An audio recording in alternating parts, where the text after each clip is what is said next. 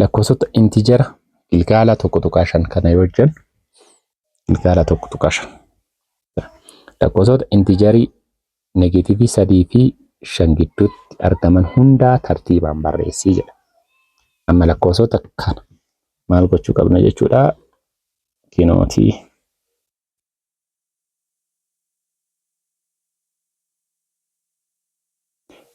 kuni 0 dha negatiivii 1 negatiivii 2 negatiivii 3 immoo 5 1 2 3 4 fi 5 kinootii lakkoofsonni kinoo negatiivii 3 as jira poozitiivii 5 as jira.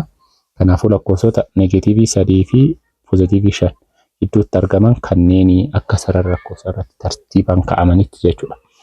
Amma gaaffii lammaffaa immoo lakkoofsota raashinaali 3 fi 5 gidduutti argaman 4 tartiibaan barreessii jedha. 4 eenyuuf eenyu jechuudha 3 fi 5 jechuudha. 3 fi 5 meeqa jedhee 4 waan ta'eef abaa caa fi daa barbaadna jechuudha. Lakkoofsota kanneen barbaadna jechuudha. Meeqalee kanaafuu amma lakkoofsota kana argachuudhaaf dura akkam goona argachuudhaaf 3 fi a jennee baa jenne jechuudha 5 jenne jechuudha.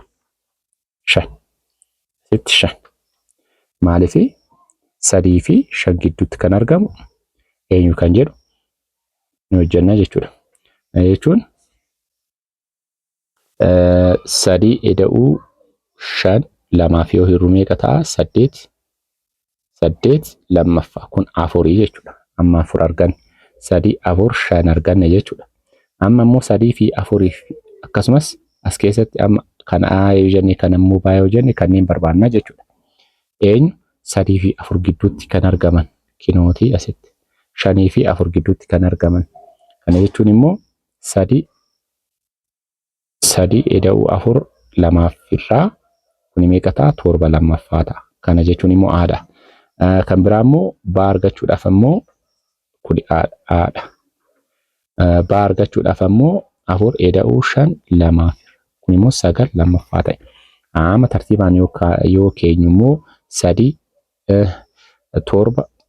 7 lammaffaa achiin immoo 4 achiin immoo 9 lammaffaa achiin immoo dhumarratti 5 meeqa nuun jedhe 4 barreessii 4 gaafatamne miti 4 waan gaafatamneef afuraffaa kana immoo bakka barbaanne kaa'uu dandeenya. Yoo barbaanne asitti yoo barbaanne immoo asitti akkuma fedha keessan hojjettu jechuudha.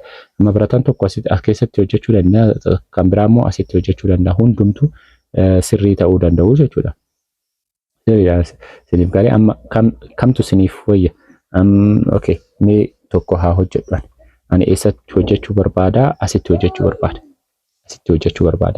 Asitti hojjechuu barbaada haa jennu.